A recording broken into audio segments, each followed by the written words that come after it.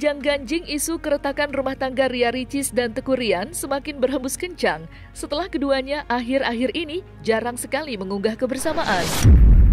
Belakangan, Ricis dan Ryan selalu mengunggah kesibukan masing-masing dan tak pernah menunjukkan kemesraan seperti pasangan suami istri pada umumnya. Sontak dengan adanya gambaran tersebut, status rumah tangga Ria Ricis dan Teuku Ryan masih terus menimbulkan pertanyaan besar terkait apa yang sebenarnya terjadi pada keduanya. Lantas, seperti apa penerawangan seorang ahli supranatural melihat kecocokan Ricis dengan Ryan? Kalau saya melihat dari karakternya Ryan dan Ria ini, mereka ini udah berjodoh. Tapi mungkin kemudian ada omongan-omongan di sekitar mereka yang kemudian menjadikan satu masalah. Sehingga kalau nasihat saya, tidak usah didengarlah omongan orang ketiga itu, ya.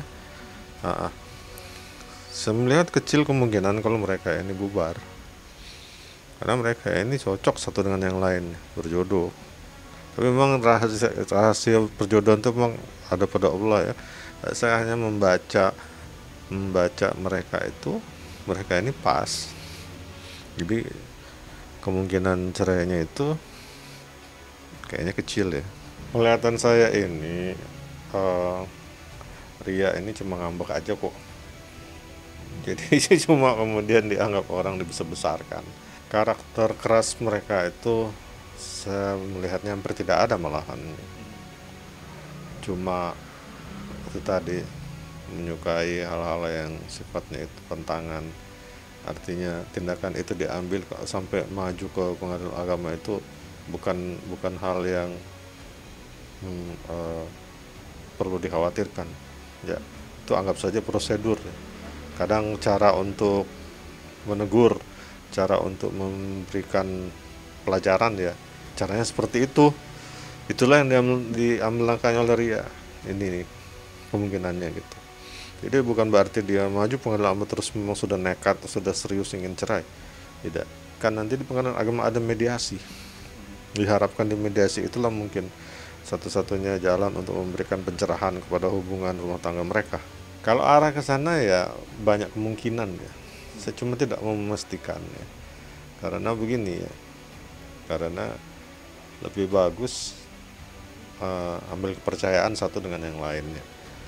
Jadi kemungkinan gangguan godaan itu memang besar, tapi kita anggaplah itu tidak ada kalau memang belum terjadi, gitu ya. Jadi jangan sampai malah terjadi beneran, kan gitu ya. Kadang dalam situasi kayak begini itu suka muncul orang-orang dengan dalih jadi dewa penolong, ya. Jadi mungkin kalau saya lihat ini orang ini jadi kayak pahlawan kesiangan, jadi akhirnya digosip, padahal kedekatan hubungannya mungkin hanya sebatas teman. Dia belum tentu juga serius kemudian menjadi biang kerok perpecahan, gitu ya. Diketahui makin santernya kabar keretakan rumah tangga Ricis dengan Ryan dipicu dari adanya kejadian yang terjadi pada beberapa hari kebelakang. Salah satunya ialah ketidakhadiran Ria Ricis di acara wisuda S2 sang suami yang digelar pada 21 November kemarin. Sontak dengan ketidakhadiran Ricis di acara kelulusan Ryan seakan memberi signal mengenai hubungan rumah tangganya yang sedang tidak baik-baik saja. Oke, hari ini yang hadir alhamdulillah ada ibu mertua saya, Ibu Yunifa, ibunya Ricis, ada ayah dan nyanyi dari Aceh, ada Moana juga, dan beserta keluarga lainnya. Insya Allah setelah ini kita berkumpul dan makan-makan bersama. Video call mungkin setelah ini, ya, karena kan Bu Ricis lagi syuting dan ya karena kontrak jadi nggak bisa izin sembarangan dan syutingnya juga jauh di Jogja. Saya nggak tahu, ya, kata Kak Iva, manajernya Ricis, mungkin pertengahan bulan 12 atau di awal bulan 12. Sedih nggak sedih, yang pasti sedih lah pasti, karena istri saya saat ini nggak ada karena kerja gitu. Jadi saya mohon doanya aja sama istri untuk kelancaran semuanya. Alhamdulillah hari ini saya baru selesai wisuda S2 dan di sini juga semua berkumpul keluarga semuanya dan alhamdulillah semuanya lancar. Insya Allah kita pergunakan ilmunya untuk semuanya lah, mohon doanya intinya. Apa yang pun yang kita buat, apapun yang kita kerjakan, kolaborasi sama ini sama itu, insya Allah kita diskusi sama-sama dan ilmunya kita pakai. Tujuannya awalnya kan memang untuk naik jabatan di pekerjaan saya dulu ya, tapi alhamdulillah selesainya dengan kondisi yang alhamdulillah saat ini. 1 tahun, ya pas lah 2 tahun, pas 2 tahun. Sebenarnya selesai itu 1 tahun 2 bulan, 1 tahun 9 bulan kalau nggak salah, tapi pas November wisudanya 2 tahun. Perjuangannya sangat luar biasa ya, karena waktu itu awal kuliah 2021 pendaftaran ditemenin sama istri saya, waktu itu masih calon istri. Dan itu kita kuliah waktu itu masih COVID-19 ya, jadi sangat sulit kuliah untuk bisa masukin ke dalam otak kita nih gitu kan, karena via Zoom jadi nggak seterusnya bisa fokus, karena waktu itu juga saya bisa sambil kerja, sambil syutingan waktu itu. Jadi sebelum di calling untuk take action saya pakai headset untuk kuliah. Sangat susah karena waktu itu saya masih ada kerjaan syuting, scripting sambil kuliah itu, jadi begitu sambil kuliah begitu di calling langsung saya tinggalin kuliahnya gitu. Jadi itu sangat, tapi alhamdulillah semuanya berjalan dengan lancar. Nah, kalau berantem ini yang biasa sering ngalah siapa? Oh saya?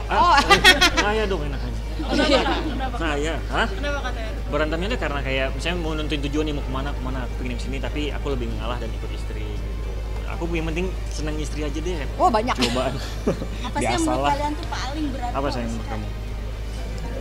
Enggak sih, semua kalau dijalanin mah nggak ada yang Aman-aman berat. aja, tapi makin sini ya makin sejalan, nggak ada yang gimana-gimana sih. Ya cuman kan kalau kata orang memang jangan membayangkan pernikahan itu indah, karena pernikahan itu tidak seindah yang dibayangkan. Iya, alhamdulillah baik-baik aja. Namanya juga kita kan semua pasti ada permasalahan hidup dan insya Allah ada solusinya. Jadi ya alhamdulillah sekarang sudah semuanya alhamdulillah baik-baik aja. Tanggapan saya mohon doanya, karena setiap manusia pasti ada apa ya?